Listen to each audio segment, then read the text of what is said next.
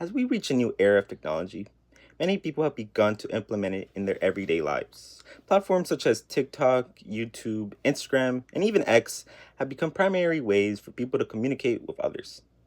These platforms also provide short form content that people use to entertain themselves or learn new things. However, did you know quick access to these sources of information affects the way people think, focus, and even process information, making it harder for people to concentrate and shortening their attention span?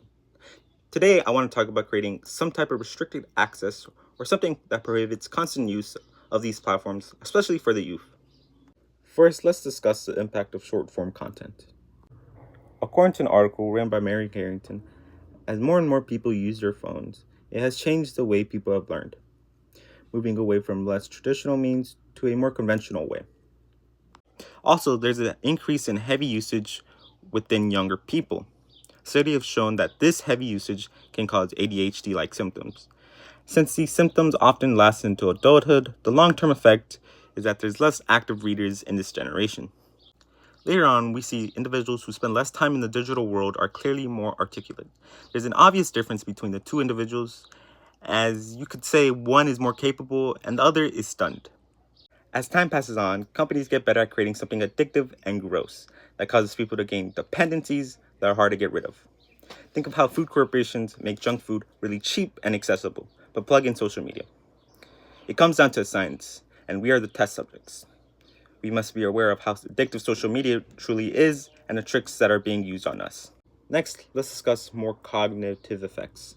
According to an article written by Camilla Foster, as we improve our tools in science, we have the ability to test and see the results of excessive phone usage and the effects it has on the brain, especially for adolescents.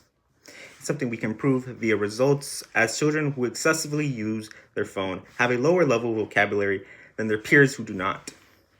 Within the article, we are explained by Dr. Samir Shah, who said that when kids are going through their transitional phase in their lives, it's one of the most important times as they take everything they see and incorporate it in their lives.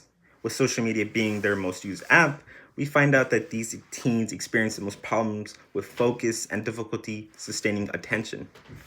As teens pay more attention to their phones, they isolate themselves in a world of fiction, often avoiding problems or creating new ones for themselves, leading to more mental issues such as depression and increased anxiety from overstimulation, which also can lead to lack of sleep and major procrastination. Lastly, let's discuss the effects it has on everyday life.